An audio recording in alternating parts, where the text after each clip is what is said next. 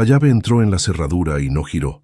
La empujé 2 veces, 3, con esa insistencia mecánica de quien cree que es un error y no una declaración. Entonces escuché pasos en el interior, el crujido del suelo de madera del pasillo, y la ventana del primer piso se abrió de golpe sobre mi cabeza. Verónica estaba ahí, con el cabello suelto y la voz afilada como nunca la había escuchado en 26 años. Cambié la cerradura. Esta casa es mía. Ya no vives aquí. No grité. No golpeé la puerta. No dije nada. Guardé la llave inútil en el bolsillo del abrigo. Caminé hasta el coche y me senté en el asiento del conductor durante 3 minutos sin mover un solo músculo. Luego llamé a mi hermano Elías y le pedí una cama para dormir esa noche. Y a la mañana siguiente hice una sola cosa. Una cosa que Verónica nunca calculó. Porque cuando llevas 27 años trabajando en Hacienda, sabes exactamente dónde mirar cuando alguien cree que ha ganado. Antes de continuar, suscríbete al canal.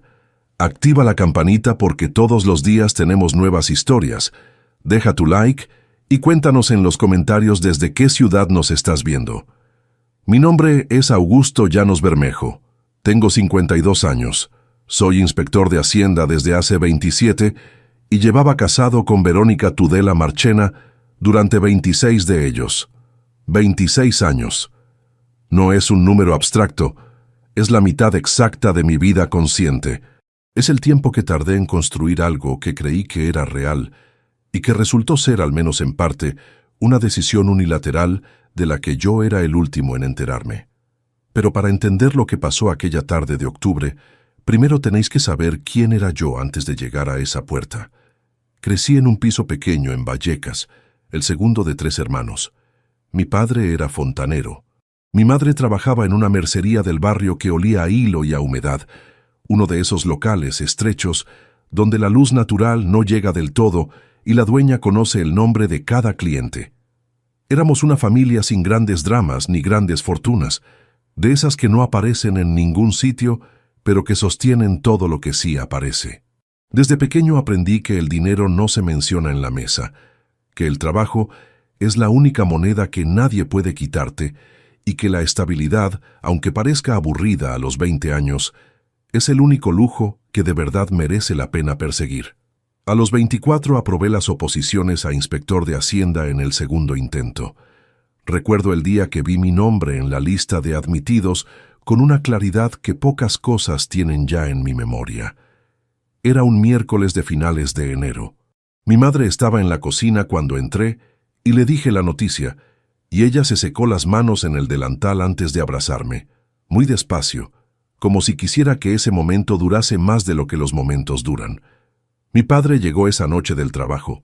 Se lo dije, asintió y pronunció solamente bien hecho antes de lavarse las manos para cenar. Con mi padre siempre fue así, pocas palabras, ninguna innecesaria. Empecé a trabajar ese mismo año en una delegación de Madrid. Los primeros meses fueron exigentes, no por la dificultad técnica, sino por la distancia entre lo que uno imagina que va a ser la vida profesional y lo que realmente es. Papeles, procedimientos, expedientes que se acumulan con una lentitud que al principio desespera y que con los años se vuelve simplemente el ritmo de las cosas. Me adapté. Fui ascendiendo con calma, sin urgencias ni estrategias de despacho, y construí una carrera que nunca fue brillante en el sentido espectacular, pero sí sólida, como lo son las estructuras que nadie nota hasta que faltan. Soy el tipo de funcionario que los políticos no mencionan en los discursos, pero sin el cual la administración entera deja de funcionar. Eso siempre me bastó. Conocí a Verónica en el año 96, en la boda de un compañero de trabajo. Ella estaba sentada en la mesa de al lado con una copa de vino tinto en la mano, y una expresión ligeramente aburrida que me pareció honesta en un entorno donde todo el mundo fingía divertirse más de lo que en realidad se divertía. Hablamos durante casi 2 horas de cosas sin importancia, el barrio donde ella había crecido, una película que los dos habíamos visto esa temporada, lo mal que tocaba el grupo de música que habían contratado para el baile. Al final de la noche, le pedí el teléfono. Ella lo dio sin dudar, con una naturalidad que entonces interpreté como una buena señal sobre su carácter. No me equivocaba del todo, solo me equivocaba en lo que esa naturalidad significaría 26 años después. Nos casamos 2 años más tarde, en el 98. Una ceremonia sencilla, sin excesos, en una iglesia del barrio de ella, y una comida en un restaurante familiar de Chamberí que cocinaba bien y no cobraba una fortuna. Verónica trabajaba como administrativa en una empresa de seguros. Yo tenía el puesto consolidado en Hacienda. Ese mismo año compramos el piso con una hipoteca que tardamos 12 años en pagar. Los 2 nombres en la escritura desde el primer día. Una decisión que entonces nos pareció lo más natural del mundo y que mucho tiempo después iba a resultar ser la única que realmente importaba en toda esta historia. Adrián nació en 1999. Lo recuerdo en mis brazos la primera vez, tan pequeño que me daba miedo hasta respirar cerca de él. Verónica estaba agotada en la cama, pero sonreía con esa sonrisa específica de quien acaba de hacer algo que no tiene comparación posible con ninguna otra cosa en la vida. Yo salí al pasillo del hospital y me apoyé contra la pared fría durante 1 minuto entero, solo, intentando entender que ya había otra persona en el mundo que dependía completamente de mí. Fue el momento en que más claramente entendí lo que mi padre quería decir cuando decía tan poco. Los años que siguieron fueron los de construir, en el sentido más literal del término. Pagar la hipoteca mes a mes, renovar la cocina cuando llevaba demasiado tiempo sin tocarse, cambiar el coche cuando el anterior ya no daba más de sí, pagar los colegios, los libros de texto, los campamentos de verano, las clases particulares que Adrián necesitó en tercero de la ESO para no perder el año. Verónica dejó de trabajar cuando el niño tenía 3 años y no volvió. Eso nunca fue un problema declarado entre nosotros, aunque con el tiempo se convirtió en una asimetría que los dos íbamos ignorando por conveniencia mutua. Yo trabajaba, ella gestionaba la casa y a Adrián, y el equilibrio se sostenía mientras nadie lo cuestionaba en voz alta. Adrián creció sin conflictos graves. Era aplicado, tranquilo, de esos hijos que no dan los problemas que algunos padres de su entorno mencionaban con cara de agotamiento permanente. Cuando terminó el bachillerato, me dijo que quería estudiar Derecho. Le dije que adelante. Pagué la matrícula, los libros, el transporte, los 4 años completos sin que él tuviera que buscar trabajo un solo fin de semana. Era lo que yo habría querido a su edad y que nunca tuve. Nunca lo presenté como un sacrificio, porque para mí no lo era. Todo eso creía. Se graduó hace 2 años, 29 de junio, un auditorio lleno de familias con ramos de flores y teléfonos levantados. Recuerdo haberle dado la mano cuando salió con la toga y él haberme mirado con algo que entonces interpreté como orgullo compartido. Ahora, cuando recuerdo esa mirada, ya no estoy seguro de lo que era, pero la recuerdo con exactitud. Eso era mi vida antes de aquella tarde de octubre. 52 años, 26 de matrimonio, un piso en Madrid con los 2 nombres en la escritura y un hijo con título universitario costeado hasta el último céntimo. Una vida sin grandes alegrías desbordantes, pero también sin grandes catástrofes. Una vida que desde fuera parecía exactamente lo que era, la de un hombre que había hecho bien todo lo que se suponía que había que hacer. Esa tarde salí del trabajo a las 7 menos cuarto. El trayecto en metro desde Nuevos Ministerios hasta nuestra parada tardaba 19 minutos. Luego otros 5 andando por una calle que conocía tan bien que mis pies la recorrían solos mientras la cabeza estaba en otro sitio. Esa tarde pensaba en un expediente que tenía que cerrar antes del viernes, en nada urgente, en esa clase de pensamientos de fondo que llenan el espacio sin ocuparlo del todo. Llegué al portal a las 7:23. Saqué las llaves del bolsillo del abrigo, metí la de casa en la cerradura de siempre y giré. No giró. La saqué, la volví a introducir. Presioné la puerta hacia adentro al mismo tiempo. Nada. Pensé en un problema mecánico. Las cerraduras se atascan, los cilindros se desgastan, esas cosas pasan. Volví a intentarlo más despacio, con más atención. La llave entraba perfectamente, pero no encontraba nada con qué engranar. El tacto era distinto. El cilindro era nuevo. Lo supe antes de terminar el tercer intento. Entonces escuché pasos en el interior, el crujido del suelo de madera del pasillo, ese sonido específico que uno aprende a distinguir después de años de conocer cada tabla de una casa, cada ruido que tiene nombre propio. Pasos hacia la escalera interior, luego silencio. Luego la ventana del primer piso se abrió sobre mi cabeza con un golpe seco de madera contra madera. Levanté la vista. Verónica estaba en el marco con el pelo suelto y las manos apoyadas en el borde. Me miró desde arriba durante un segundo, que se extendió de una forma que no tiene explicación física. Y entonces dijo, con una voz que no le había escuchado en 26 años de compartir cama, mesa y silencio: «Cambié la cerradura. Esta casa es mía. Ya no vives aquí». 3 frases, 15 palabras, pronunciadas desde una ventana, en la calle, con la suficiente claridad para que cualquiera que pasara por la acera pudiera escucharlas sin esfuerzo. No grité, no golpeé la puerta, no llamé al interfono, no respondí absolutamente nada. Había una señora mayor que caminaba en ese momento por la acera con una bolsa de la compra en cada mano y que se detuvo un instante al escuchar la voz de Verónica. Nuestras miradas se cruzaron durante menos de un segundo. Ella siguió caminando. Guardé la llave en el bolsillo del abrigo. La llave que ya no abría nada, pero que guardé de todas formas, sin saber exactamente por qué. Caminé hasta el coche, aparcado a media calle. Me senté en el asiento del conductor. No encendí el motor. Me quedé con las manos sobre el volante y el motor apagado durante 3 minutos exactos, mirando la guantera sin verla realmente. Luego saqué el teléfono y marqué el número de mi hermano Elías. «¿Puedo dormir en tu casa esta noche?» Elías no preguntó nada. Solo dijo, «Claro, ven cuando quieras». Era todo lo que necesitaba escuchar en ese momento.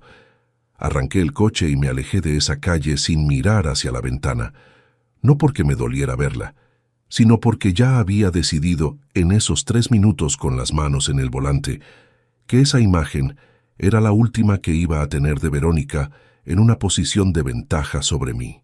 Lo que ella no sabía aquella noche, mientras cerraba esa ventana convencida de haber ganado algo, es que 26 años de matrimonio no se deshacen con un cilindro nuevo, y que hay cosas que no se aprenden en 4 años de derecho, pero sí en 27 de Hacienda. A la mañana siguiente hice una sola llamada, y con esa llamada empezó el final de lo que ella creía que había ganado. La casa de Elías huele a café recalentado y a madera vieja.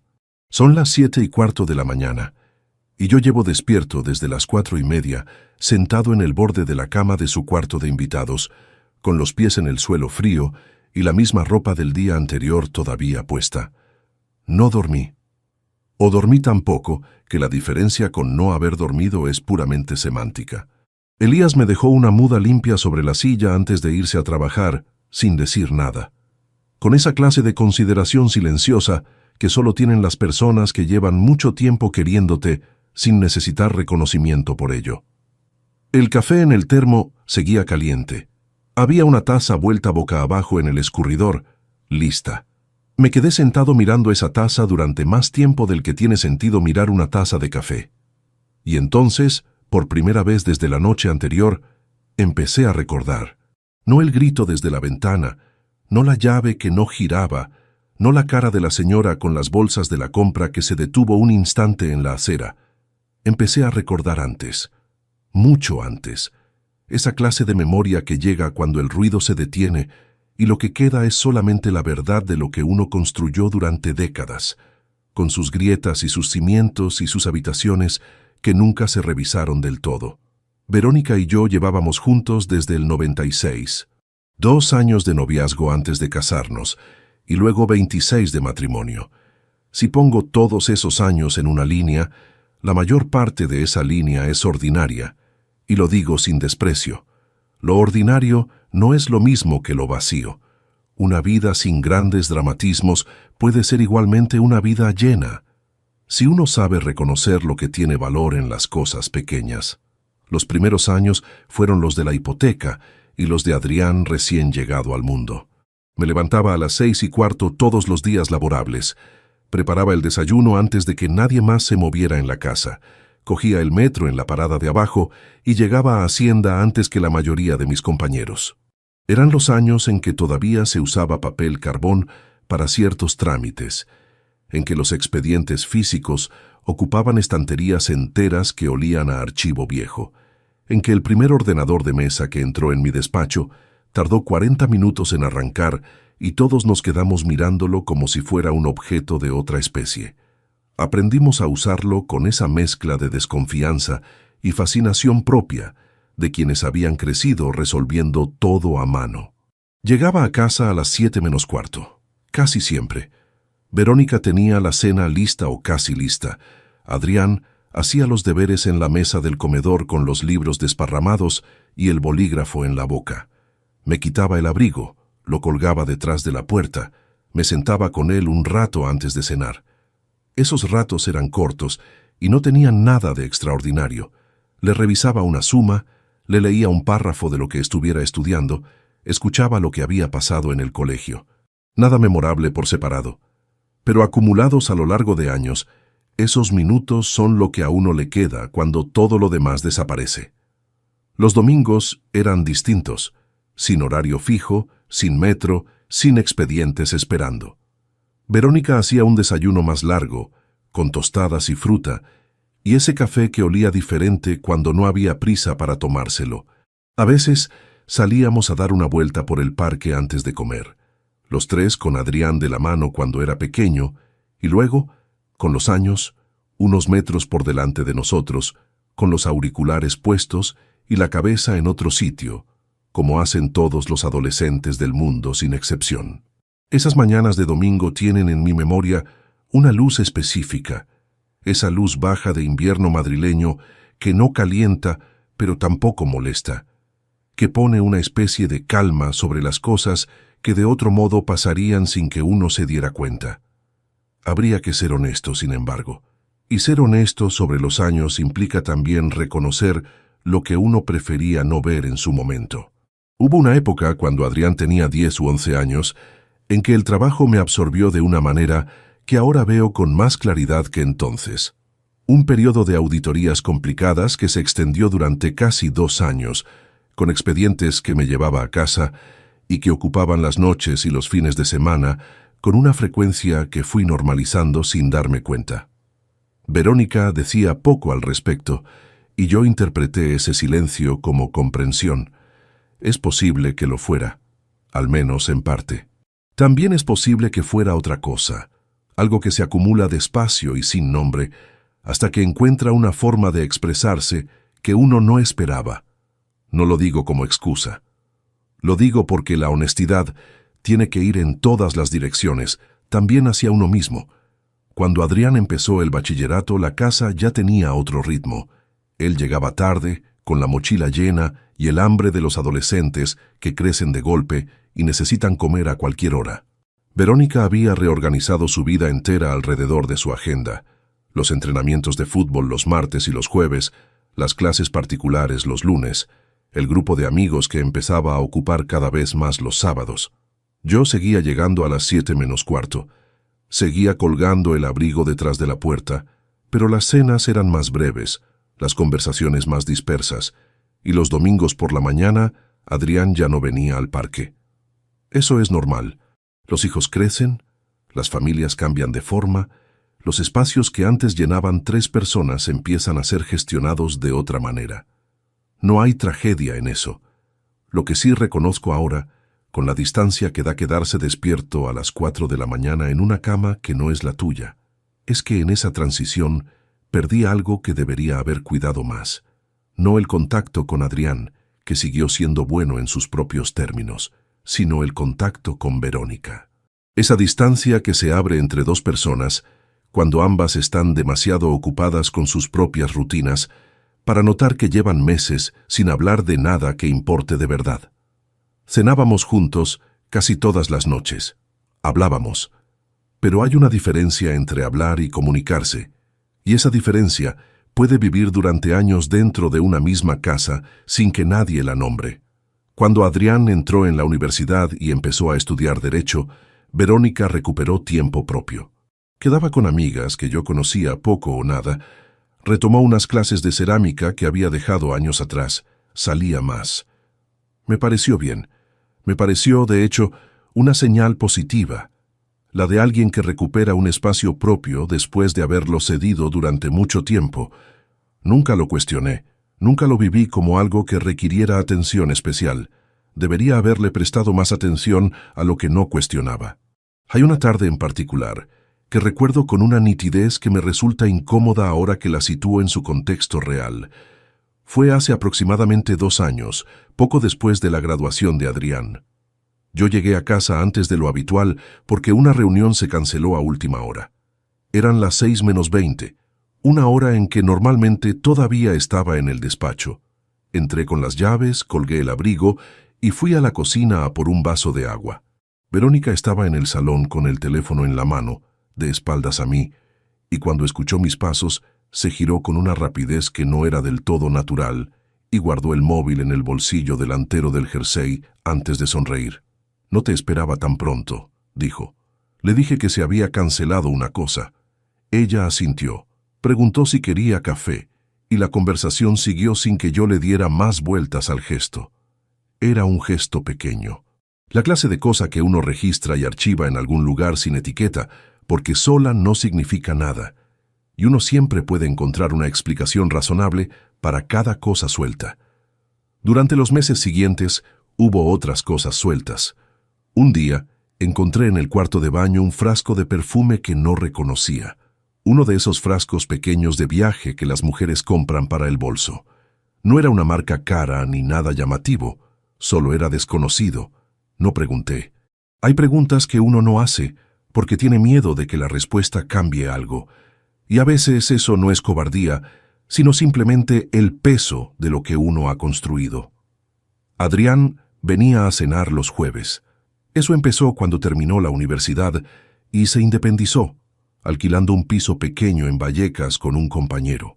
Los jueves eran el día elegido, y durante casi un año, esas cenas fueron agradables y normales. Hablábamos de su trabajo, de sus primeros pasos en un despacho de asesoría laboral, de las dificultades de empezar en una profesión donde todo el mundo tiene más experiencia que tú. Yo escuchaba con la satisfacción tranquila de un padre que ve a su hijo moverse en el mundo con cierta solidez. Pero en algún momento, sin que yo pudiera precisar exactamente cuándo, algo en esas cenas cambió de temperatura, no de contenido. Seguíamos hablando de las mismas cosas. Pero había algo diferente en la forma en que Adrián y Verónica se miraban cuando yo decía algo. Una fracción de segundo donde sus ojos se encontraban antes de responder. Puede que siempre hubieran hecho eso y yo nunca lo hubiera notado. O puede que empezara en ese periodo y que yo simplemente no quisiera nombrarlo. La última cena del jueves antes de que todo ocurriera fue 3 semanas antes de aquella tarde de octubre. Adrián había traído unas cervezas. Verónica había hecho lentejas, el plato que a él siempre le había gustado más desde pequeño. Yo recuerdo haber pensado, en algún momento de esa noche, que a pesar de todo seguíamos siendo una familia funcional, que las distancias que había sentido en los últimos meses eran probablemente normales en cualquier matrimonio de 26 años, que estaba siendo quizás demasiado susceptible. Me fui a dormir esa noche sin ninguna alarma activa. Eso fue lo último que reconozco como normal en esta historia.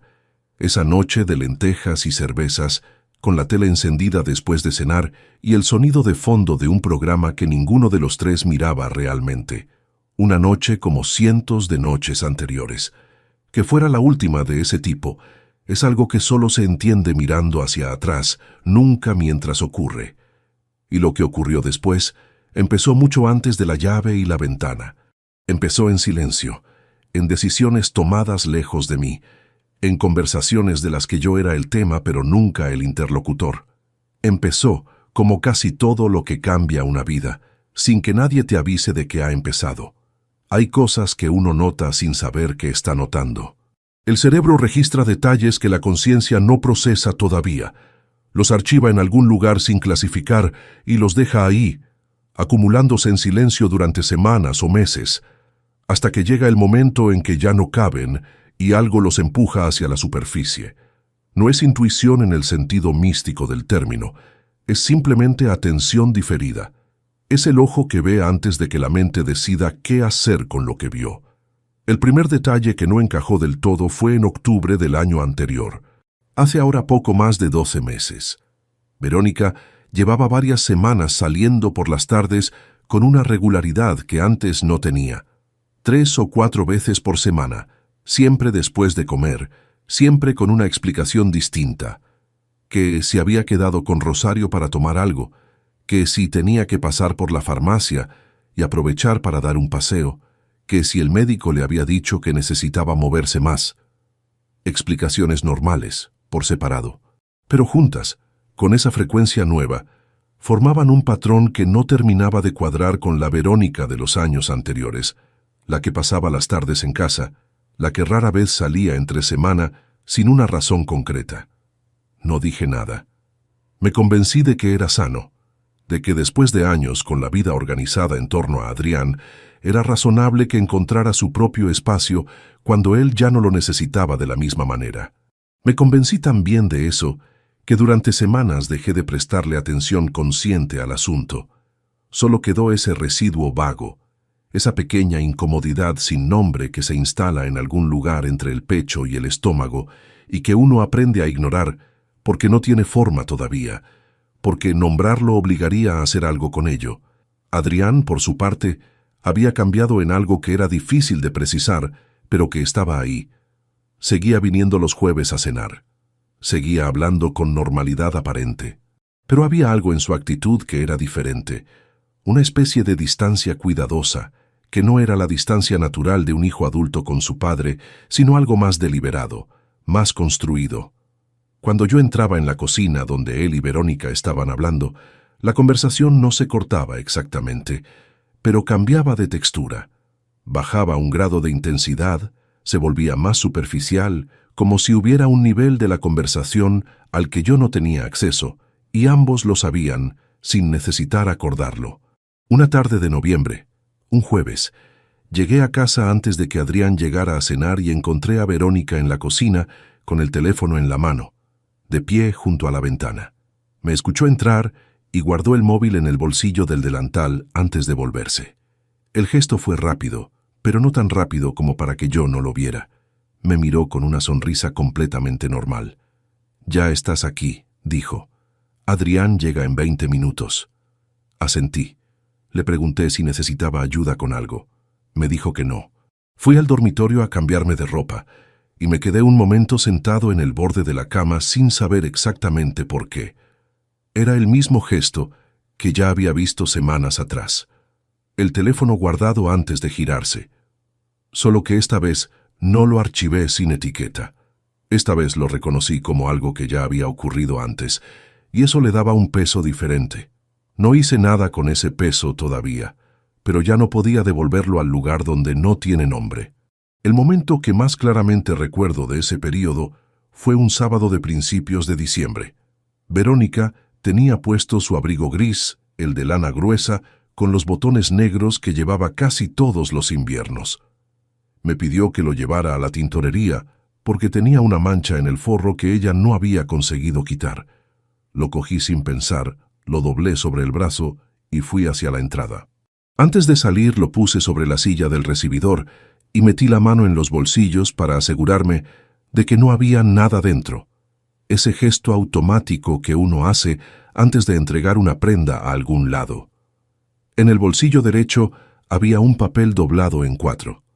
Era una hoja pequeña, de esas que se arrancan de un bloc de notas. Estaba escrita a mano, con letra que no reconocí. Había 3 cosas anotadas: un nombre, Carmelo Viedma, un número de teléfono con prefijo de Madrid y una dirección en la calle Serrano.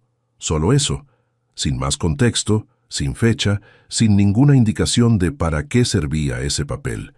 Lo desdoblé y lo volví a doblar. Lo guardé en el bolsillo de mis pantalones y fui a la tintorería. Esa noche, cuando Verónica ya estaba dormida, saqué el papel y lo miré de nuevo. Busqué el nombre en el teléfono. Carmelo Viedma. No aparecía en ningún resultado inmediato. Busqué la dirección.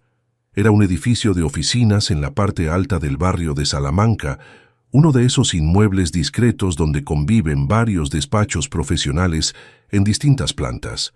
No encontré nada que me dijera con certeza a qué se dedicaba ese tal Carmelo Viedma, ni qué relación podía tener con Verónica. A la mañana siguiente, con un café delante y la casa todavía en silencio, le pregunté con la mayor naturalidad que pude reunir. Le dije que había encontrado un papel en el bolsillo del abrigo antes de llevarlo a la tintorería, que no quería tirarlo por si era importante, que qué era. Verónica lo miró un momento.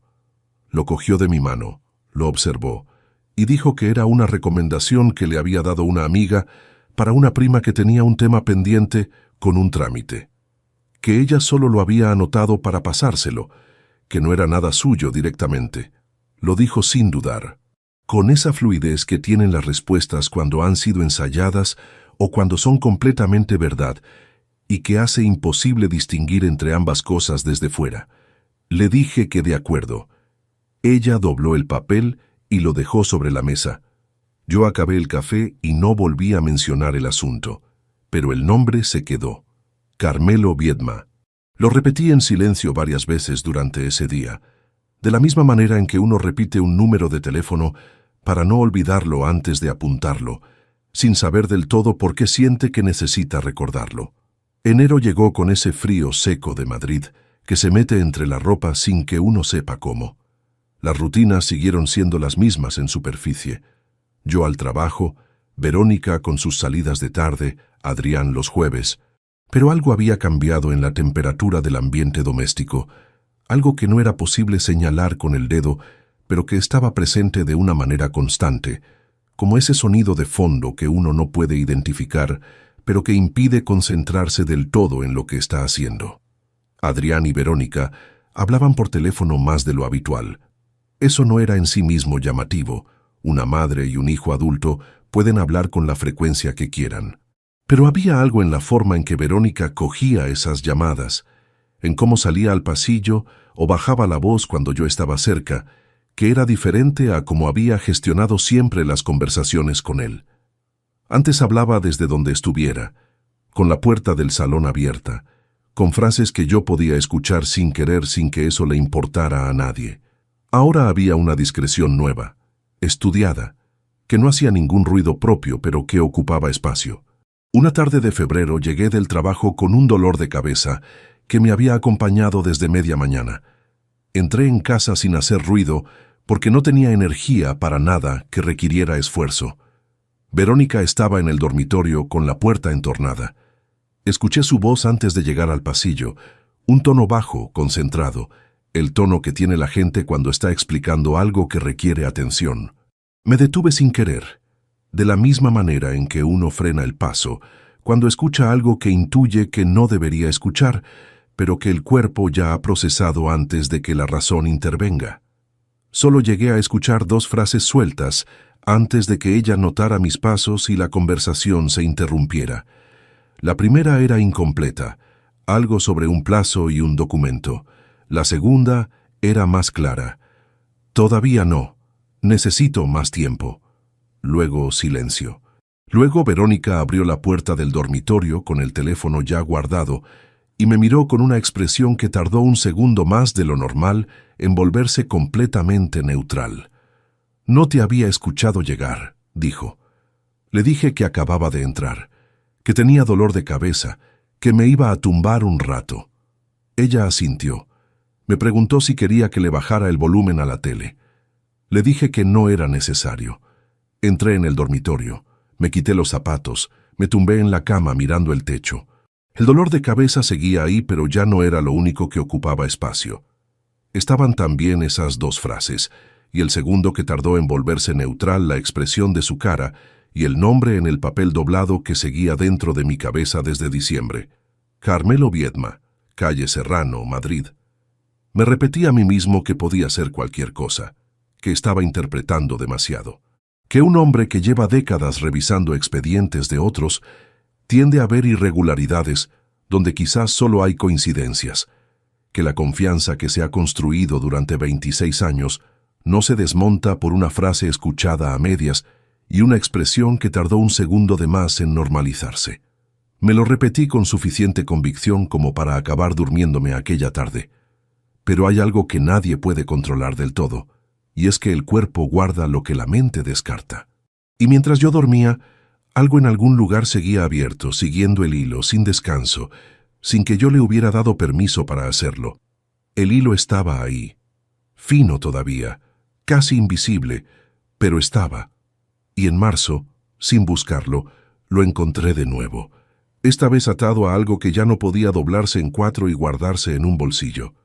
Era un martes de marzo. Mediados, 16 o 17, no recuerdo el número exacto del día, pero sí el peso del aire dentro de casa. Esa tarde, ese ambiente cerrado de finales de invierno, en que todavía no hace calor suficiente para abrir ventanas, pero el interior acumula una tibieza ligeramente viciada que incomoda sin llegar a molestar del todo. Llegué del trabajo a las 7 menos 10. Verónica no estaba. Había una nota sobre la encimera de la cocina que decía que había salido a buscar unas cosas y que volvía en una hora. Cené algo frío de pie, sin sentarme, sin encender la tele, con esa clase de cansancio que no es solo físico sino de fondo, el tipo de agotamiento que se instala cuando uno lleva semanas cargando algo que no ha nombrado todavía. Tenía un informe que entregar al día siguiente. Una auditoría menor que llevaba semanas pendiente y que había ido aplazando por falta de un bloque de tiempo limpio para cerrarla. Necesitaba imprimir 3 páginas de un documento que tenía guardado en el servidor compartido del trabajo, accesible desde casa con las credenciales del puesto. El ordenador de sobremesa del estudio era el que tenía la impresora conectada. El portátil propio lo tenía descargado y el cargador estaba en el dormitorio, al fondo del pasillo. El ordenador del estudio era más rápido. Entré. Moví el ratón. La pantalla salió del modo de espera. No estaba en el escritorio. Estaba en el gestor de correo, con una ventana abierta en primer plano que alguien había dejado sin cerrar. El mensaje estaba completamente visible, sin necesidad de hacer nada para leerlo. Vi el nombre del remitente antes de poder desviar la vista. Adrián Llanos Tudela. Me quedé paralizado delante de la pantalla durante lo que debieron de ser 4 o 5 segundos, aunque en ese momento el tiempo dejó de tener la medida habitual. Era un correo enviado ese mismo día, pocas horas antes, a la dirección de Verónica. El asunto era una sola palabra que no decía nada por sí sola. El cuerpo del mensaje estaba completamente desplegado. Leí la primera línea. Tendría que haber cerrado la ventana. Tendría que haber abierto el navegador, haber entrado en el servidor, haber imprimido las 3 páginas y haberme ido. Eso es lo que debería haber ocurrido, y durante una fracción de segundo, algo en mí consideró esa posibilidad. Pero ya era demasiado tarde. El cerebro había procesado la primera línea antes de que pudiera decidir nada al respecto, y lo que había en esa primera línea hacía imposible cerrar la ventana como si no hubiera estado ahí. Acerqué la silla, me senté y leí. No fue una lectura rápida. Fue lenta, palabra por palabra, con esa atención con la que se lee algo cuando cada frase tiene consecuencias y uno necesita estar completamente seguro de haber entendido bien antes de pasar a la siguiente. El correo no era largo, unas 15 o 20 líneas, pero contenía más información de la que cabe en 20 líneas si las 20 líneas están bien escritas y van directas a lo que tienen que decir. Adrián le confirmaba a Verónica que todo seguía según lo previsto. Mencionaba un nombre, Jacinto, y decía que ya tenía confirmación de que podía hacerlo el sábado siguiente por la tarde. Decía que lo mejor era un momento en que yo no estuviera en casa, que el sábado era perfecto porque él sabía que yo tenía ese día una visita de inspección en una delegación de Alcalá que me tendría fuera hasta las 6 o las 7. Decía que Verónica debería tener preparadas las cosas que quería retirar antes, que era mejor hacer ambas gestiones el mismo día para no tener que repetir la situación. Y al final, casi como una nota al margen, como esa clase de observaciones que se añaden cuando uno cree que el destinatario ya sabe todo lo que importa, Había una frase que no necesitaba contexto para entenderse. La frase decía: «Él no va a hacer nada, no es de los que pelean». Me quedé mirando esa frase. Escuché el frigorífico en la cocina, ese zumbido de fondo constante que uno no percibe normalmente, porque forma parte del silencio doméstico, pero que en ese momento resultaba extraordinariamente audible. Escuché también el sonido de un coche pasando por la calle abajo, con la radio encendida, un fragmento de música que desapareció en 3 segundos. El calor seco de la calefacción en la nuca, el borde del escritorio debajo de mis antebrazos. No sentí rabia en ese momento. Eso es lo que más me sorprendió después, cuando tuve tiempo de pensar en ello. No fue rabia lo primero que llegó. Fue algo más parecido al vértigo, esa sensación física de que el suelo se mueve sin que nada visible lo justifique, que las proporciones de la habitación son ligeramente distintas a como eran hace un minuto, que uno está en el mismo sitio de siempre, pero ese sitio ya no es exactamente el mismo. Las manos estaban completamente quietas sobre el escritorio. Eso también lo recuerdo. No temblaban, no se movían. Estaban planas sobre la madera como si no fueran del todo mías. Volví a leer el correo, 2 veces más. Quería asegurarme de no estar interpretando algo que no estaba escrito, de no estar construyendo una lectura equivocada sobre palabras que podían significar otra cosa. Pero no había otra cosa. Jacinto era el cerrajero. El sábado de la visita a Alcalá era la fecha elegida. Las cosas que Verónica quería retirar antes eran lo que planeaba sacar de la casa mientras yo no estuviera. Y la frase al final era lo que era. La evaluación que mi propio hijo había hecho de mí, resumida en 11 palabras. No es de los que pelean. Llevaba 27 años en Hacienda, revisando la contabilidad de empresas y particulares que creían que nadie miraba con suficiente atención sus movimientos. Llevaba 27 años siendo exactamente la persona a quien no le convenía subestimar. Y las 2 personas que más tiempo habían pasado a mi lado en los últimos 26 años de vida habían llegado por separado o juntas a la conclusión de que era seguro apostar en mi contra. Me levanté de la silla. No lo hice de golpe. Lo hice despacio, como alguien que necesita asegurarse de que las piernas responden antes de confiarles el peso completo del cuerpo. Fui al cuarto de baño. Abrí el grifo del agua fría. Dejé correr el agua durante unos segundos y me mojé la cara con las 2 manos. Me quedé apoyado en el lavabo mirando el desagüe sin verlo realmente, con el agua fría todavía en las mejillas y la frente. Respiré 3 veces de manera consciente. Ese tipo de respiración deliberada que uno usa cuando necesita que el cuerpo haga algo que la mente sola no puede hacer en ese momento. Volví al estudio. La pantalla seguía encendida, el correo todavía visible. Cerré la ventana del gestor de correo. Abrí el navegador. Entré en el servidor del trabajo con mis credenciales, localicé el documento, mandé las 3 páginas a imprimir. La impresora tardó 40 segundos en calentar y otros 20 en escupir las hojas. Las cogí, las doblé, las guardé en la carpeta donde llevaba el informe. Apagué el ordenador. Salí del estudio y fui a sentarme al salón, en el sillón que está junto a la ventana, el que da a la calle.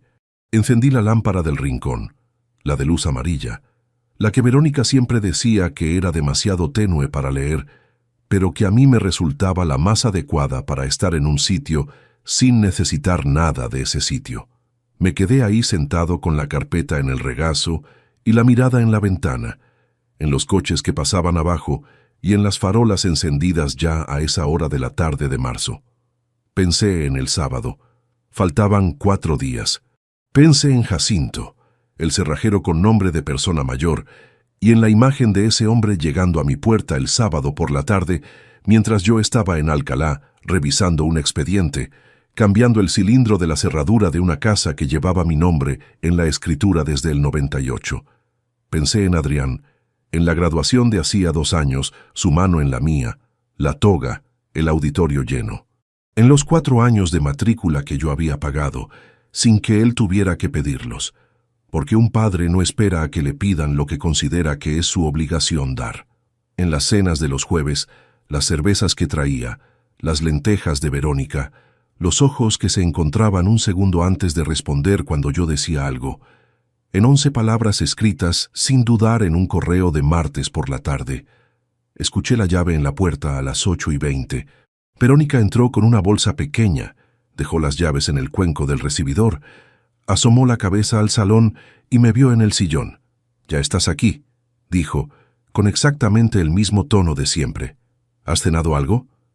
Le dije que sí, que me había hecho algo rápido. Ella asintió, dijo que iba a darse una ducha y que luego veía si le apetecía cenar o solo tomaba una infusión. La observé alejarse por el pasillo con la bolsa en la mano. No dije nada, no cambié la expresión, no hice ningún movimiento que se saliera de lo completamente normal de una noche de martes en casa, porque en ese momento, en ese sillón con la carpeta del informe en el regazo y el sonido de la ducha empezando al fondo del pasillo, tomé una decisión que no fue emocional sino completamente racional. No iba a decir nada todavía, no iba a confrontar, no iba a preguntar, no iba a cambiar ni un solo detalle de la rutina de los días siguientes, no porque no supiera qué decir, sino porque 27 años revisando expedientes me habían enseñado una sola cosa con absoluta claridad, que el momento de actuar no es el momento en que uno descubre algo. El momento de actuar es cuando uno tiene todo lo que necesita para que no haya vuelta posible. Y yo todavía no lo tenía todo. La frase de Adrián seguía dando vueltas en algún lugar dentro de la cabeza, con esa insistencia específica que tienen las cosas que duelen de verdad. No es de los que pelean. Muy bien. Que siguieran pensando eso.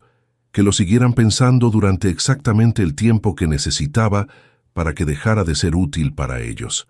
Afuera, la calle seguía igual. Los mismos coches, las mismas farolas, el mismo frío seco de marzo que no pide permiso para quedarse. Dentro algo había cambiado de manera irreversible, y solo yo lo sabía. El miércoles amaneció con lluvia fina, de esa lluvia de Madrid que no llega a ser lluvia del todo, solo una humedad persistente que moja el abrigo sin que uno se dé cuenta hasta que ya está dentro. Salí de casa a la hora de siempre, con la cartera, el maletín y la expresión de cualquier mañana de cualquier miércoles. Verónica estaba en la cocina cuando me fui. Me deseó buen día desde el fregadero, sin girarse. Le dije lo mismo. Cerré la puerta. En el metro no leí el periódico.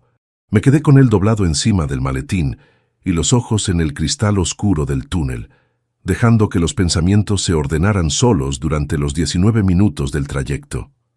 Hay cosas que solo se ven bien cuando uno deja de intentar verlas con esfuerzo, cuando permite que la mente trabaje a su ritmo sin forzarla hacia ninguna conclusión. Para cuando salí en nuevos ministerios, ya tenía claro cuáles eran los 3 pasos que debía dar antes de que llegara el sábado. El primero era verificar, no asumir, no construir sobre lo que había leído en el correo como si fuera suficiente. Verificar. Ese es el principio más básico de cualquier revisión técnica. Lo que parece evidente necesita soporte documental antes de convertirse en argumento. Lo saben los auditores, lo saben los jueces, lo sabe cualquiera que haya pasado suficiente tiempo trabajando con expedientes y haya aprendido a distinguir entre lo que uno cree que ve y lo que puede demostrar que vio. En mi despacho, antes de que llegaran los compañeros, encendí el ordenador y busqué en el registro de la propiedad el historial del piso. El acceso a consultas registrales forma parte del trabajo habitual en Hacienda. No era un movimiento que llamara la atención de nadie. En menos de 10 minutos tenía delante lo que ya sabía, pero necesitaba ver escrito. El inmueble constaba inscrito a nombre de Augusto Llanos Bermejo y Verónica Tudela Marchena desde el 18 de septiembre de 1998, adquirido durante el matrimonio con régimen de gananciales, bien ganancial. Eso significaba una sola cosa en términos legales. Ninguno de los dos podía disponer de él de manera unilateral, ni venderlo ni hipotecarlo, ni modificar su titularidad sin la firma del otro, y sin un proceso judicial que lo respaldara. Una cerradura nueva no cambia una escritura. Eso lo sabía antes de buscarlo, pero verlo en el documento oficial tiene un peso diferente al de saberlo solo. Te da algo concreto donde apoyar los pies. El segundo paso era más delicado. Llevaba días dándole vueltas al nombre que había visto en el papel del bolsillo del abrigo en diciembre. Carmelo Biedma, la dirección en la calle Serrano. En su momento no había conseguido identificarlo con claridad desde una búsqueda general, pero ahora tenía un contexto diferente para buscarlo y el contexto cambia los resultados de cualquier búsqueda. En la pausa del mediodía, desde el teléfono personal busqué el nombre combinado con la dirección y con los términos más probables dado lo que sabía. El tercer resultado era una página de un colegio profesional de Madrid. Carmelo Biedma Solís, abogado especializado en derecho de familia y separaciones matrimoniales, con despacho en el número 43 de la calle Serrano, segunda planta. Me quedé mirando la pantalla del teléfono con el bocadillo sin tocar encima de la mesa. No era una indicación para una prima. Nunca lo fue. Verónica había estado en ese despacho, o había tenido intención de estarlo, con suficiente antelación como para que el papel acabara en el bolsillo del abrigo de lana de invierno. Eso significaba que el plan no empezó cuando yo encontré el correo de Adrián. Significaba que llevaba fraguándose bastante más tiempo del que ningún movimiento reciente sugería. Esa tarde, de vuelta en casa, mantuve la misma temperatura de siempre. Cené con Verónica. Hablamos de algo sin importancia que no recuerdo. Recogí los platos, me fui a leer al dormitorio. Ella se quedó en el salón con la tele. Una noche igual que 100 noches anteriores, vista desde fuera. Vista desde dentro, era completamente distinta. Pero eso no lo sabía nadie más que yo. El jueves por la mañana, antes de entrar al despacho, hice una llamada desde la calle. Un compañero de trabajo, Bernardo, había mencionado hacía meses el nombre de un abogado en el contexto de un divorcio complicado de un familiar suyo. Lo recordé con esa precisión con que se recuerdan los detalles que uno archiva sin saber que los va a necesitar. Le envié un mensaje pidiéndole el nombre. Me respondió en 20 minutos. Gonzalo Serret Puig, especialista en partilla de bienes y procedimientos contenciosos, despacho en el barrio de Salamanca. Llamé ese mismo día a las 2 del mediodía. Una secretaria cogió el teléfono, tomó mis datos y me dio una cita para el lunes siguiente por la mañana. No el viernes, no esa misma tarde, el lunes. Eso significaba que el sábado iba a ocurrir lo que iba a ocurrir sin que yo pudiera impedirlo con ningún movimiento legal previo. Pasé el resto del jueves digiriendo eso. La visita a la delegación de Alcalá era real. Estaba en la agenda desde hacía 3 semanas. Una inspección de rutina que yo había programado yo mismo y que no podía cancelar sin justificación, porque cancelarla sin motivo habría levantado preguntas que no quería responder todavía. Así que, el sábado fui a Alcalá. Salí de casa de Elías, donde llevaba durmiendo desde la noche del martes, con la excusa de que me pillaba mejor para el desplazamiento. Eso no era completamente mentira, aunque tampoco era la razón real. Estuve en Alcalá desde las 9 de la mañana hasta las 6:15 de la tarde. Hice el trabajo que tenía que hacer. Hablé con las personas con las que tenía que hablar. Firmé lo que correspondía firmar. Durante esas horas, hubo momentos en que lo que estaba ocurriendo a 60 kilómetros ocupaba tanto espacio mental que tuve que hacer un esfuerzo consciente para mantener la atención en lo que tenía delante. Pero lo mantuve. Porque presentarse de cualquier otra manera habría sido exactamente lo que ellos esperaban. Que yo reaccionara, que llamara, que apareciera, que montara la escena que confirmaría su idea de que el problema era yo. No llamé, no aparecí, no mandé ningún mensaje. Volví a Madrid a las 7. Aparqué el coche a 2 manzanas del piso. Caminé hasta la puerta del portal, saqué las llaves por puro automatismo y entonces recordé. Me quedé de pie en la acera con la llave en la mano durante unos segundos. Luego guardé las llaves en el bolsillo y caminé de vuelta al coche. Llamé a Elías. Le dije que iba para allá. Él no preguntó nada. El lunes llegó con esa claridad específica de los días en que uno tiene algo concreto que hacer y sabe exactamente qué es. El despacho de Gonzalo Serret Puig estaba en un segundo piso sin ascensor, una escalera de piedra con pasamanos de hierro y un letrero discreto en la puerta. La secretaria me hizo pasar a una sala pequeña con 2 sillas y una mesa de madera oscura. Gonzalo llegó 3 minutos después. Era un hombre de 48 años, complexión media, con el pelo ya completamente gris y unos anteojos de montura fina que se quitó en cuanto se sentó. Tenía la forma de escuchar de los abogados que han visto suficientes casos como para no necesitar guiar el relato del cliente. Se quedó callado, me miró y esperó a que yo empezara. Le conté todo, no de manera desordenada, sino cronológica, con la misma estructura con que uno presenta un expediente. Primero los hechos verificables, luego los indicios, luego la secuencia de eventos.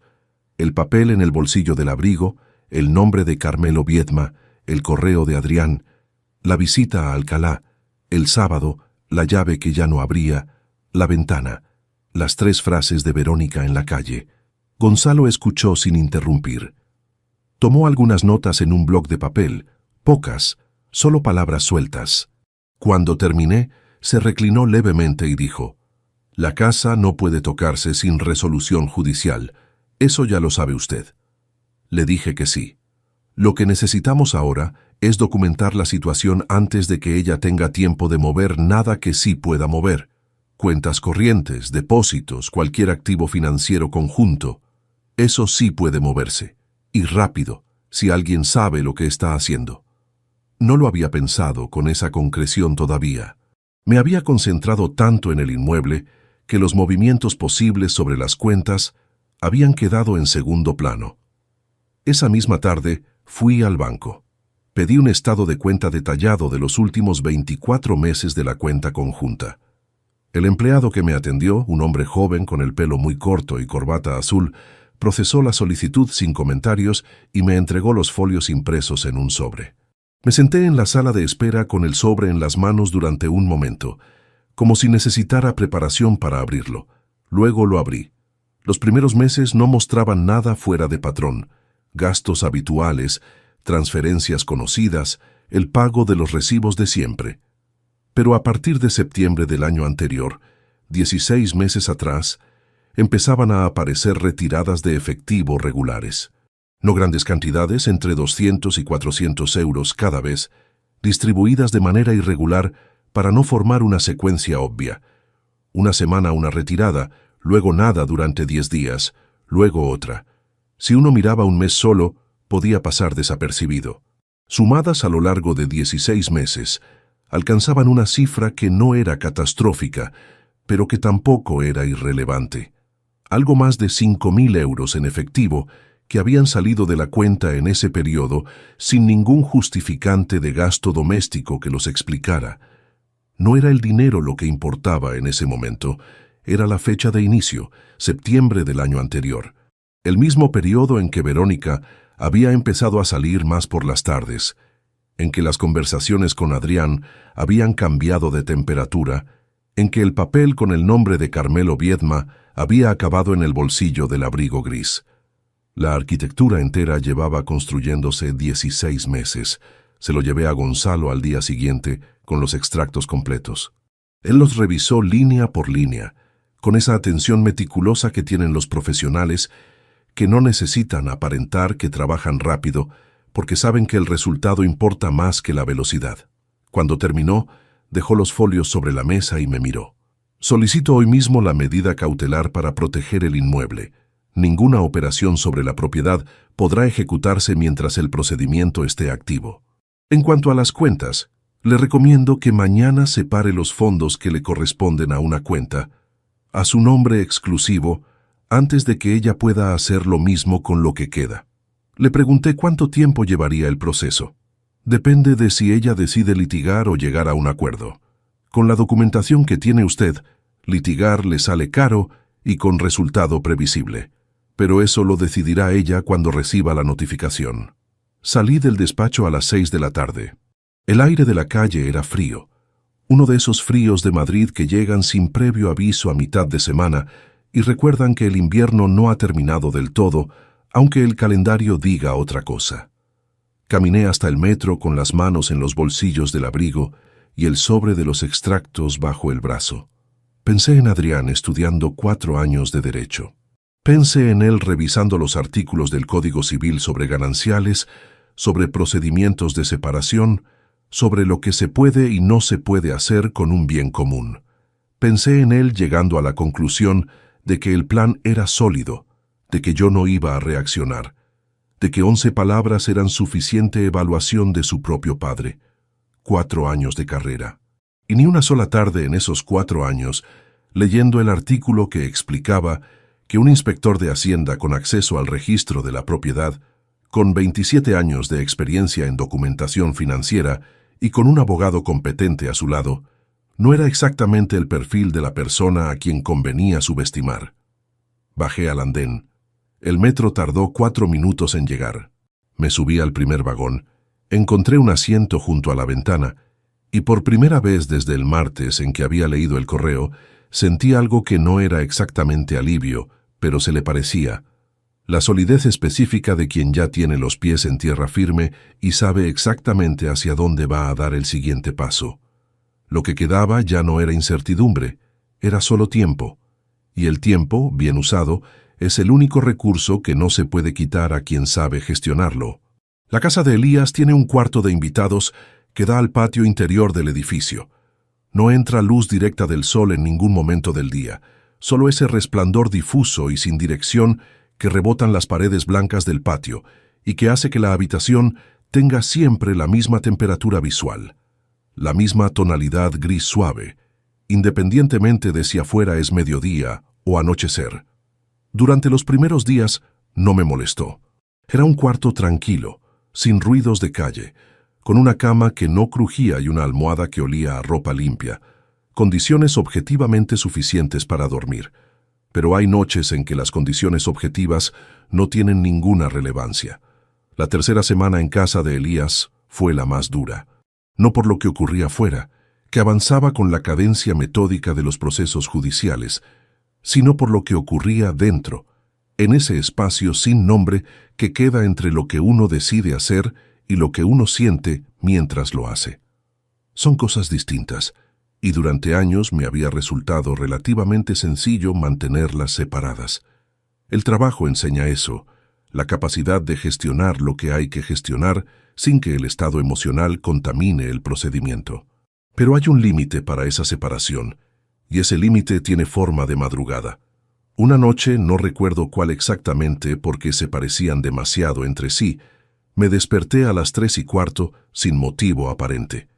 El cuarto estaba completamente oscuro, sin ninguna filtración de luz desde el patio. Me quedé tumbado con los ojos abiertos durante un tiempo que no medí, escuchando el silencio del edificio, los crujidos de la estructura que se contrae con el frío de la noche, el sonido lejano de algún vehículo en la calle exterior. Y entonces, sin que viniera de ningún pensamiento concreto, sin una imagen específica que lo desencadenara, algo se soltó en algún lugar del pecho. No fue un llanto dramático. No fue nada que pudiera describirse con palabras que hagan justicia a lo que fue realmente. Fue esa otra clase de llanto, el silencioso, el que no tiene testigos y no busca ninguno, el que sale solo porque ya no cabe dentro y porque a las 3 de la madrugada en un cuarto oscuro no hay ninguna razón para seguir conteniéndolo. Me giré hacia la pared y estuve así durante unos minutos, con la mano en la boca para no hacer ruido, completamente solo con algo que no tenía nombre preciso, pero que pesaba como si lo tuviera. No era solo por Verónica. Eso lo entendí mientras ocurría, con esa lucidez extraña que tienen a veces los momentos en que uno está completamente deshecho. Era por todo lo que estaba dentro de esa historia.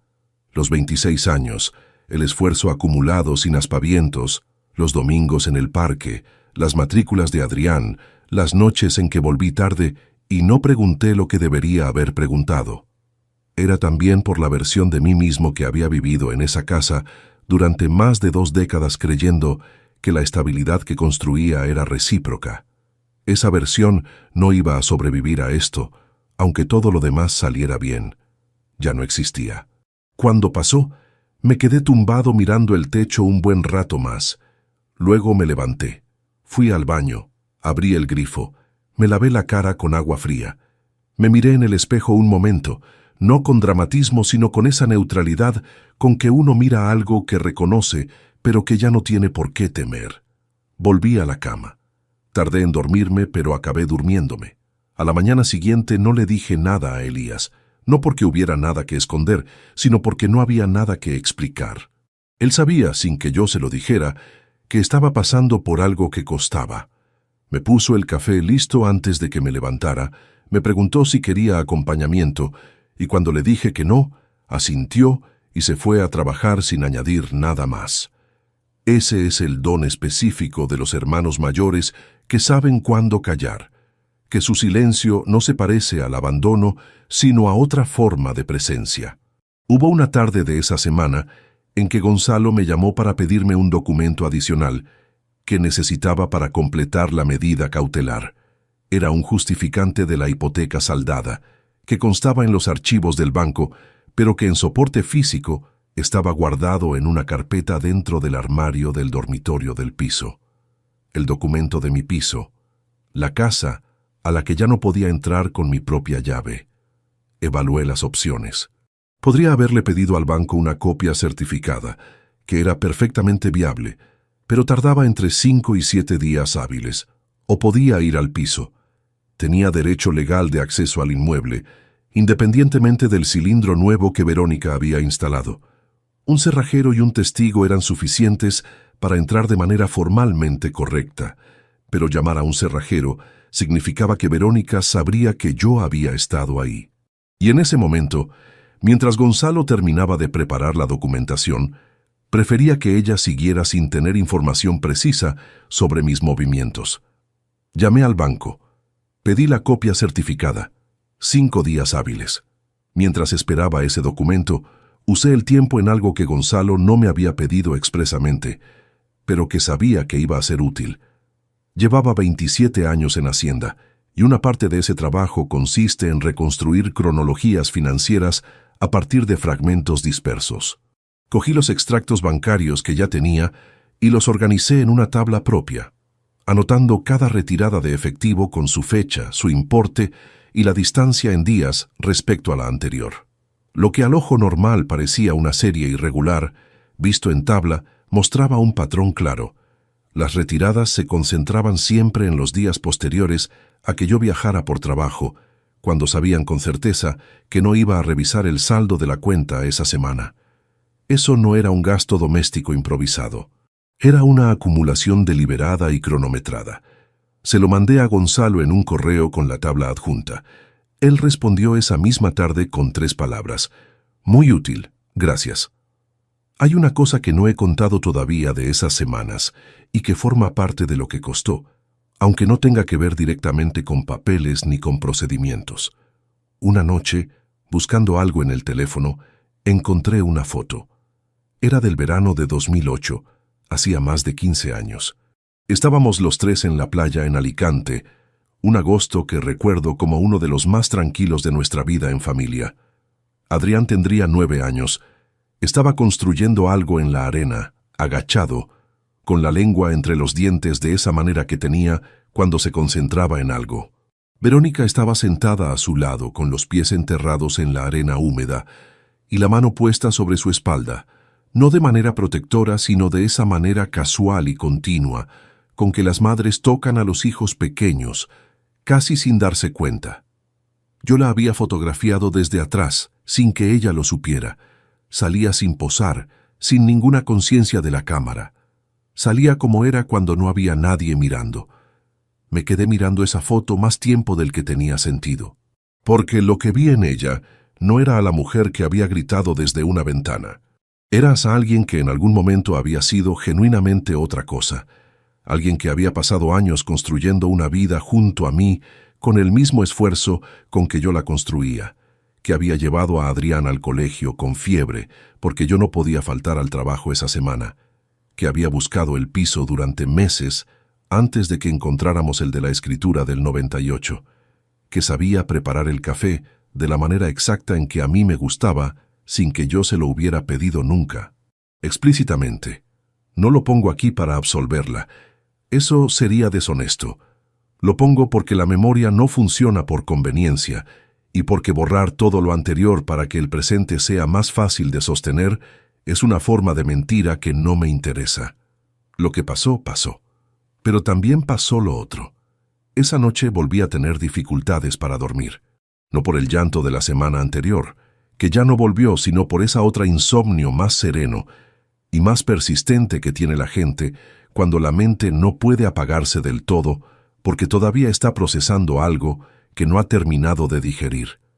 Me quedé tumbado escuchando el edificio en silencio y en algún momento dejé de intentar dormir y simplemente estuve ahí, despierto, dejando que la cabeza fuera donde necesitara ir. Pensé en los siguientes pasos, en la notificación que llegaría, en la cara de Verónica cuando la recibiera.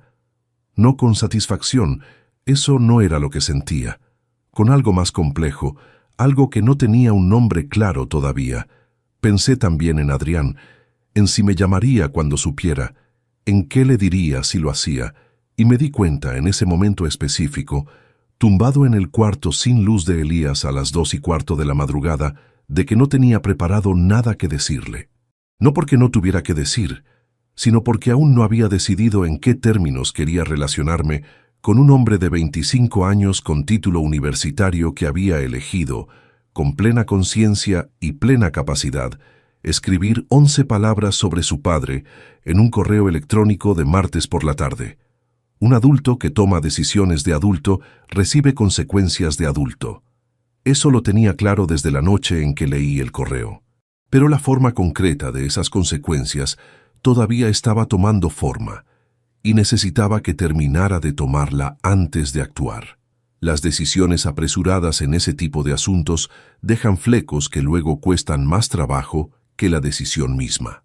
Gonzalo me había dado un calendario aproximado del proceso.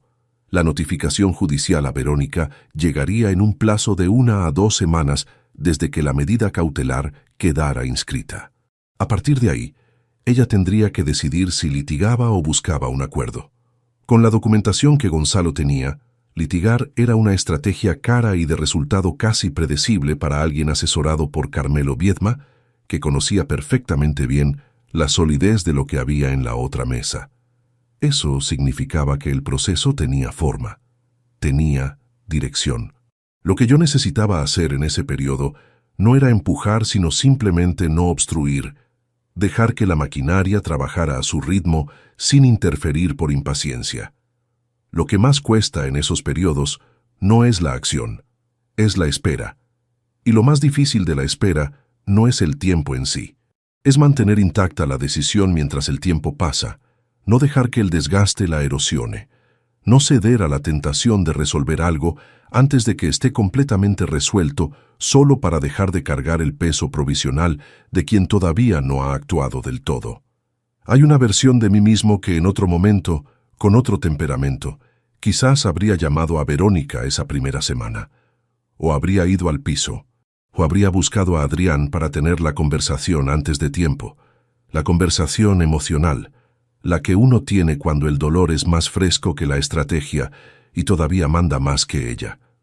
No lo hice, no porque no sintiera el impulso, que lo sentí, sino porque en algún momento durante esas madrugadas, quizás en la misma en que lloré sin testigos, había llegado a una conclusión que era más sólida que cualquier impulso, que no iba a ser el personaje que ellos habían escrito en su guión, el hombre que no pelea, el que acepta, el que no hace nada.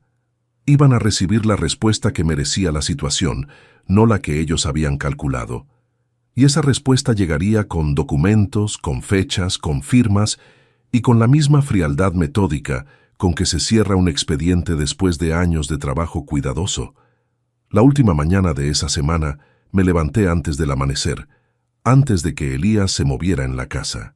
Preparé el café yo mismo. Me lo bebí de pie junto a la ventana de la cocina mirando el patio todavía oscuro. La ciudad empezaba a despertar con esa lentitud específica de los días entre semana, el sonido gradual del tráfico que va creciendo desde el silencio completo hasta el rumor constante. Ese proceso de media hora en que Madrid pasa de estar dormida a estar completamente viva. Algo había cambiado en esa semana. No en los hechos externos, que seguían su curso sin necesitar mi atención constante. había cambiado en la postura interna con que yo me enfrentaba a lo que quedaba. El dolor seguía presente. No había desaparecido, ni iba a desaparecer de golpe. Pero ya no mandaba. Había pasado a un segundo plano, a ese lugar donde las cosas duelen sin paralizarte, donde ya no tienen la capacidad de cambiar lo que has decidido, solo de acompañar la decisión con el peso que le corresponde. Elías entró a la cocina a las 7 menos cuarto, con el pelo sin peinar y los ojos de quien todavía necesita el primer café para ser completamente él mismo. Me miró. Me preguntó cómo había dormido. Le dije que bastante bien. No era del todo verdad, pero era más verdad que la semana anterior, y eso en ese momento era suficiente. La llamada de Gonzalo llegó un jueves por la mañana a las 10:15, mientras yo revisaba un expediente en el despacho. Su voz tenía ese tono neutro y preciso de los profesionales que han aprendido a comunicar resultados sin añadir ninguna carga emocional que no corresponda al cliente gestionar.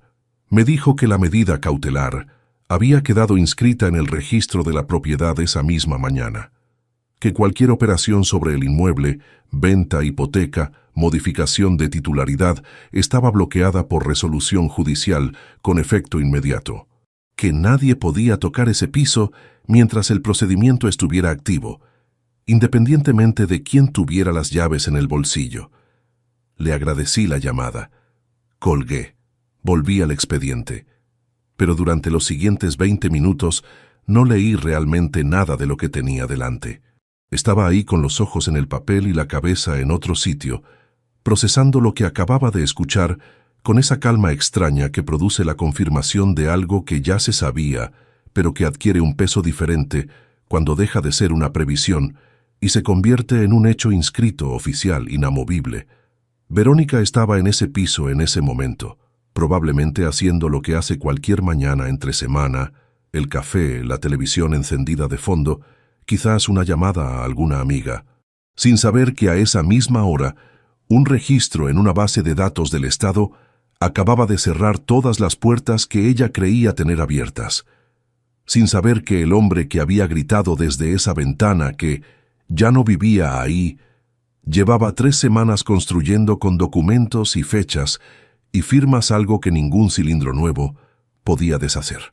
Esa imagen, que no vi pero que podía reconstruir con bastante precisión, no me produjo satisfacción en el sentido en que uno podría esperar.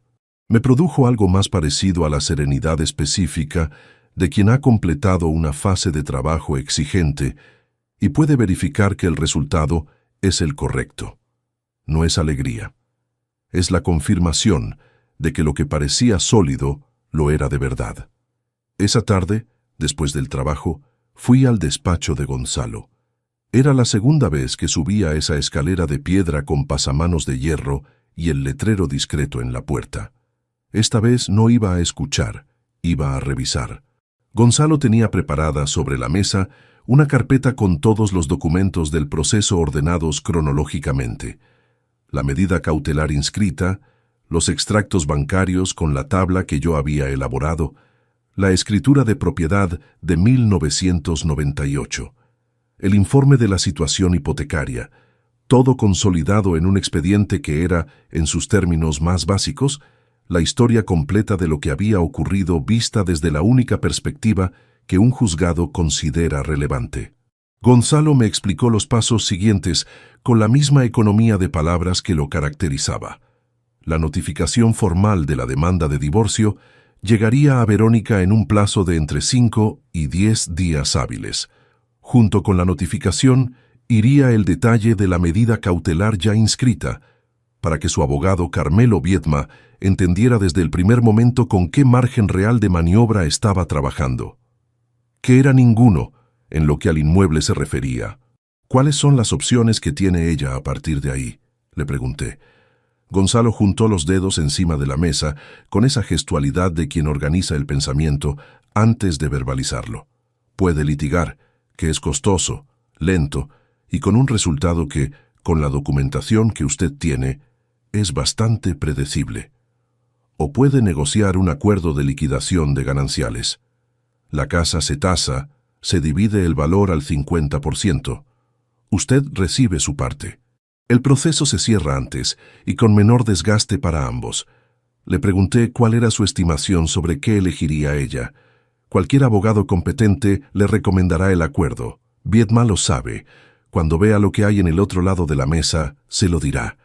Esa certeza técnica, pronunciada en ese despacho de la segunda planta, tenía un peso que me resultó casi físico, no porque necesitara escucharla para creerla, sino porque hay momentos en que la realidad de una situación se asienta de manera definitiva, cuando alguien que sabe más que tú de los mecanismos formales te confirma que lo que construiste aguanta. Caminé de vuelta al metro pensando en el calendario.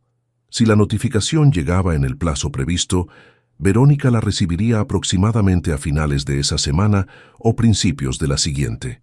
Adrián se enteraría poco después, probablemente el mismo día, porque ese era el tipo de noticias que ella le comunicaría de inmediato. Pensé en la conversación que tendrían cuando eso ocurriera, en la reacción inicial, en el momento en que ambos entenderían que la evaluación que habían hecho de mí era incorrecta, no en un sentido superficial, sino en el más fundamental. No es de los que pelean. Esa frase llevaba semanas viviendo en algún rincón de la cabeza. No con rabia que ya había perdido intensidad, sino con esa presencia específica de las cosas que uno necesita recordar para que le den combustible en los momentos de menor energía. Cada vez que el peso de la semana se acumulaba demasiado, que la madrugada en casa de Elías se hacía larga, que la incertidumbre del proceso apretaba más de lo razonable, esa frase aparecía con una utilidad concreta. Recordarme exactamente por qué era necesario que todo esto ocurriera de la manera en que estaba ocurriendo. Llegué a casa de Elías pasadas las 7.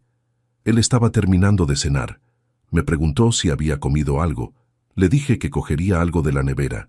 Me preparé un plato sencillo, me senté a la mesa mientras él recogía los suyos y estuvimos un rato en esa compañía, sin exigencias que tienen los espacios domésticos compartidos con alguien de confianza. En algún momento, Elías me preguntó, sin mirarme directamente, cómo estaba llevando el asunto de Adrián. No respondí de inmediato. Me tomé un momento, no porque no tuviera respuesta, sino porque quería que fuera la precisa. Le dije que todavía no había tomado ninguna decisión concreta respecto a él, que el proceso con Verónica era lo primero, que necesitaba que eso se cerrara antes de gestionar esa otra parte, que tenía claro que habría consecuencias, pero que no iba a ejecutarlas en caliente sino cuando estuviera listo para hacerlo bien. Elías asintió. Dijo, «Bien, esa noche dormí mejor que en las 2 semanas anteriores. No de un tirón, que eso todavía no ocurría, pero dormí sin despertarme a horas sin sentido, con la cabeza en marcha. Hay algo en los procesos que avanzan por sí mismos, que no dependen de que uno esté vigilando para que funcionen, que produce una descarga de tensión específica. El trabajo estaba hecho. Gonzalo tenía todo lo que necesitaba. La medida cautelar estaba inscrita. Lo que vendría a continuación no requería ninguna acción de mi parte hasta que la otra parte respondiera. Lo que sí requería era no tropezar. El riesgo mayor en ese periodo no era externo, era interno. Era la posibilidad de que Verónica intentara contactar conmigo antes de la notificación formal, o después, y de que yo respondiera de una manera que le diera información que no necesitaba tener todavía, que le mostrara algo que cambiara el ritmo de lo que estaba en marcha. Cualquier conversación prematura podría ser usada por Viedma para construir una narrativa distinta, para argumentar cosas que con silencio y documentos no tenían lugar. Gonzalo me lo había dicho con claridad la segunda vez que nos vimos. Mientras el proceso esté activo, cualquier comunicación con ella que no pase por los cauces del procedimiento puede complicar lo que estamos construyendo. Si ella llama, si aparece, si manda un mensaje, no responda. Dígame a mí primero. Lo tenía presente. El viernes de esa semana, a las 6:40 de la tarde, el teléfono vibró con un mensaje de un número que reconocí de inmediato. Verónica. El mensaje era corto. Decía que necesitaba hablar conmigo, que había cosas que aclarar, que si podíamos quedar el fin de semana. Lo leí una sola vez. Lo dejé en visto sin responder. Mandé una captura a Gonzalo con una sola línea. Ha escrito, no he respondido. Él respondió 20 minutos después. Correcto. Siga igual. El sábado no llegó ningún otro mensaje. El domingo tampoco. Oviedma ya sabía lo suficiente como para aconsejarle que esperara a la notificación formal, o ella misma había decidido no insistir. En cualquier caso, el silencio de esos 2 días tenía una textura diferente al silencio de las semanas anteriores. Ya no era el silencio de quien espera sin saber qué esperar. Era el silencio de 2 partes que saben que hay algo en movimiento entre ellas y que ninguna de las 2 puede detener. El lunes por la mañana, Gonzalo me confirmó que la notificación había salido ese día. El servicio de correos certificado la entregaría en el domicilio en un plazo máximo de 48 horas. Si no había nadie en casa para recibirla, dejarían aviso en el buzón y quedaría depositada en la oficina de correos durante 15 días. Ese lunes en el trabajo fue un día completamente normal. Expedientes, reuniones, el ritmo habitual de la delegación. Nadie que me mirara desde fuera habría detectado ninguna diferencia respecto a cualquier otro lunes de los últimos 27 años. Eso no era actuación. Era simplemente que hay una parte de la vida que sigue funcionando con independencia de lo que ocurre en las demás partes, y que mantenerla en orden no es negación, sino sentido práctico. A la 1 del mediodía salí a comer con un compañero del despacho de al lado, algo que hacíamos con cierta regularidad. Comimos en un bar cercano, hablamos de trabajo, de un partido del fin de semana, de nada que importara especialmente. Fue una hora agradable y completamente trivial. La aprecié más de lo habitual, precisamente por su trivialidad. Por la tarde, revisando los últimos documentos pendientes para Gonzalo, encontré en una carpeta del ordenador personal las fotos de la graduación de Adrián. Las había guardado en su momento sin organizar, mezcladas con otras de esa temporada. Abrí una sin querer al buscar otro archivo. El auditorio, la toga, la mano en la mía. La cerré. Seguí buscando el documento que necesitaba. Esa noche, en el cuarto de Elías, con la lámpara pequeña encendida y el edificio en silencio, pensé en lo que quedaba. No en términos sentimentales, sino en términos concretos. El proceso seguiría su curso. En algún momento, que Gonzalo estimaba entre 3 y 8 semanas dependiendo de la disposición de la otra parte, habría un acuerdo o una resolución. La casa se tasaría, los bienes se dividirían, cada uno recibiría lo que la ley establecía que le correspondía, ni más ni menos. Y después de eso vendría la otra parte, la que no tenía que ver con escrituras ni con extractos bancarios, la que tenía que ver con un hombre de 25 años que había tomado una decisión de adulto y que iba a recibir las consecuencias que corresponden a las decisiones de adulto, sin dramatismo, sin discurso largo, sin ninguna de las emociones que él probablemente esperaba que yo expresara. Porque eso también lo había aprendido en esas semanas, que las respuestas más contundentes no son las ruidosas. Son las que llegan con calma, en el momento preciso, con la forma exacta que la situación requiere y que no necesitan ninguna explicación adicional para que quien las recibe entienda completamente lo que significan. Lo que venía ya no tenía incertidumbre, tenía forma, tenía fecha aproximada, tenía dirección, y yo estaba, por primera vez desde aquella tarde de octubre en que una llave no giró en una cerradura, completamente listo para llegar hasta el final. La notificación llegó un martes. Lo supe porque Gonzalo me llamó a las 11 de la mañana para confirmarme que el servicio de correos había registrado la entrega a las 9:43 en el domicilio. Alguien había firmado el acuse de recibo. No me dijo quién, y yo no pregunté. No importaba quién había abierto la puerta, importaba que el sobre estaba dentro, que los documentos estaban en manos de Verónica, y que a partir de ese momento el proceso tenía una dirección que ninguno de los dos podía revertir. Me quedé con el teléfono en la mano unos segundos después de colgar. Estaba en el pasillo de la delegación, entre 2 reuniones, con el ruido de fondo de una oficina en hora punta. Guardé el teléfono en el bolsillo interior de la chaqueta y volví a la sala de reuniones. Esa tarde no ocurrió nada visible. Nadie llamó, nadie escribió.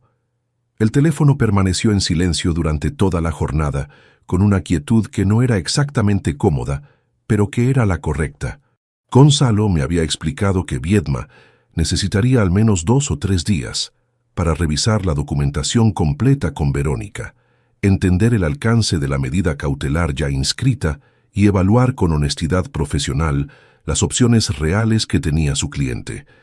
Ese proceso de evaluación lleva el tiempo que lleva, y acelerarlo no estaba dentro de mis posibilidades ni de mis intenciones. Adrián me llamó el miércoles por la noche. Eran las 9 menos cuarto. Estaba terminando de cenar en la cocina de Elías cuando el teléfono vibró encima de la mesa con su nombre en la pantalla. Lo miré durante los 4 tonos que tardé en decidir qué hacer. Luego lo cogí. Dije su nombre. Él tardó un segundo en hablar, ese segundo específico de quien ha ensayado lo que va a decir, y en el último momento duda de si el ensayo sirve de algo. Papá. Su voz era diferente a todas las veces anteriores que la había escuchado pronunciar esa palabra. Había algo en ella que no era arrepentimiento del todo, pero que tampoco era la seguridad de quien cree que tiene razón. Era algo intermedio, algo más parecido a la conciencia de estar en un terreno que ya no era el que esperaba. Le dije que escuchaba. Necesito que hablemos. Sé que has recibido, sé lo que está pasando. Necesito explicarte algunas cosas. No alcé la voz, no cambié el tono. Le dije que en ese momento no era el momento adecuado para esa conversación, que cuando el proceso legal hubiera concluido, ya veríamos qué había que hablar y qué no. Que por ahora cualquier comunicación entre nosotros debía esperar a que las cosas estuvieran en su sitio. Hubo un silencio. ¿Estás bien?, preguntó. Y en esa pregunta había algo genuino, algo que no formaba parte de ningún guión, algo que reconocí como real precisamente porque no encajaba con lo que esperaba escuchar de alguien que había escrito 11 palabras sobre mí en un correo electrónico sin dudar. Le dije que sí, que estaba bien. Colgué. Elías, que había escuchado la conversación desde el otro extremo de la cocina sin pretender que no la escuchaba, no dijo nada. Recogió su plato y lo llevó al fregadero. Abrió el grifo. Eso fue todo. Viedma contactó a Gonzalo el jueves siguiente. La posición inicial de Verónica era, según me resumió Gonzalo en una llamada breve, exactamente la que él había anticipado. Disposición a negociar un acuerdo de liquidación de gananciales para evitar un procedimiento contencioso largo. La casa se tasaría por un perito acordado por ambas partes. El valor resultante se dividiría al 50%. Cada uno recibiría su parte y el vínculo patrimonial quedaría disuelto. ¿Y la cuenta corriente?, pregunté. Eso va incluido en la liquidación. Los fondos actuales se reparten también. Las retiradas de efectivo de los últimos 16 meses están documentadas. Viedma sabe que están documentadas. No va a intentar discutirlas. La tasación del inmueble se realizó 3 semanas después. Un perito independiente, acordado por ambos abogados, visitó el piso una mañana entre semana. Yo no estuve presente, no era necesario que estuviera. El informe llegó a Gonzalo 11 días más tarde. El inmueble estaba valorado en 284.000 euros, según el mercado actual de la zona. Mi parte era 142.000 euros. 142.000 euros. El resultado de 26 años de hipoteca compartida, de una decisión tomada en 1998 con los 2 nombres en la escritura, de todo lo que había ocurrido entre ese septiembre y este martes, con notificación y acuse de recibo firmado a las 9:43. No es una fortuna, pero es exactamente lo que la ley establece que me corresponde, y recibir lo que a uno le corresponde, ni más ni menos, tiene una corrección que va más allá del importe. El acuerdo se firmó un jueves de mañana. Una sala pequeña en el juzgado, 2 abogados, un funcionario judicial, 2 firmas en los documentos correspondientes. Verónica estaba al otro lado de la mesa. Era la primera vez que nos veíamos desde aquella tarde de octubre. Iba vestida con ropa de color oscuro, el pelo recogido, la expresión de quien lleva semanas preparándose para un momento, y cuando llega, descubre que la preparación no sirve del todo para lo que el momento realmente es. Me miró cuando entré. Yo le devolví la mirada durante un segundo, sin hostilidad y sin calidez. Luego dirigí la atención a Gonzalo, que me fue indicando dónde firmar en cada página. No cruzamos ninguna palabra, nada que los abogados no hubieran dicho primero. Cuando el funcionario judicial recogió los documentos y dio por concluido el acto, Verónica y Viedma salieron antes que nosotros. La escuché alejarse por el pasillo con ese sonido específico de los tacones sobre el suelo de mármol del juzgado, un sonido que se fue haciendo más pequeño hasta desaparecer. Gonzalo me estrechó la mano cuando salimos. «Bien hecho», dijo, con esa economía verbal que le caracterizaba y que en ese momento fue exactamente suficiente. Caminé hasta el coche, me senté, encendí el motor, pero no salí todavía del aparcamiento. Me quedé ahí un momento, con las manos en el volante y el motor en marcha, mirando por el parabrisas el muro de hormigón del parking sin verlo realmente. Pensé en la llave que guardé en el bolsillo del abrigo aquella tarde de octubre, la que ya no giraba en ninguna cerradura, la que llevaba meses en el cajón de la mesilla del cuarto de Elías, sin que yo la hubiera devuelto ni tirado. Esa llave inútil que había sido el principio de todo esto. No me quedé mucho tiempo en el aparcamiento. Salí, conduje hasta el barrio que había elegido, aparqué frente al portal del edificio donde había firmado el contrato de arras 3 semanas antes. Un apartamento de 2 habitaciones en una planta alta, con una ventana del salón que daba a una calle arbolada y una cocina que olía todavía a obra reciente. No era grande, era exactamente del tamaño que necesitaba. Subí, abrí la puerta con la llave nueva. Entré. El apartamento estaba vacío. Solo el suelo limpio, las paredes blancas, la luz de la tarde entrando por la ventana del salón sin que nada la obstaculizara todavía. Me quedé en el centro del salón durante un momento, sin dejar el maletín en ningún sitio, sin ir hacia ninguna habitación concreta, solo ahí de pie, en un espacio que era completamente mío y que no tenía ninguna historia previa que gestionar. Eso también tiene un peso, uno que no esperaba pero que reconoció como bueno en cuanto lo sintió. Esa misma tarde hice lo que llevaba semanas esperando el momento correcto para hacer. Abrí la aplicación del banco desde el teléfono. Entré en la gestión del seguro médico que tenía contratado a nombre de Adrián, una póliza que yo pagaba íntegramente desde que él terminó la universidad. La cancelé con efecto al final de ese mes. Luego entré en la cuenta de la que salía una transferencia mensual automática a su número de cuenta, el apoyo económico que le pasaba todos los primeros de mes desde hacía 2 años, desde que empezó a trabajar en ese despacho de asesoría laboral, con un sueldo que no terminaba de cubrir todos los gastos. Anulé la transferencia. Luego abrí el mensaje de texto. Tardé en escribirlo menos de lo que había tardado en decidir que era el momento. 3 frases. Sin encabezamiento afectuoso, sin insulto, sin ninguna de las palabras que habrían convertido ese mensaje en otra cosa que no era lo que tenía que ser. Le escribí que a partir de ese mes, el seguro médico y la transferencia mensual quedaban cancelados. Que un hombre con 25 años y título universitario que toma decisiones de adulto recibe consecuencias de adulto. Que esa era la suya. Envié el mensaje. Guardé el teléfono. No lo bloqueé. No borré su número. No tomé ninguna decisión irreversible sobre el futuro de esa relación, porque el futuro de esa relación dependía de cosas que todavía no habían ocurrido y que no podía ni quería anticipar desde ese apartamento vacío una tarde de invierno. Lo que sí decidí, con la misma claridad con que se toman las decisiones que no necesitan revisión, es que no iba a ser yo quien reconstruyera ese puente. Si alguna vez se reconstruía, sería porque él había entendido lo que había hecho y había encontrado la manera de decirlo que fuera más que palabras.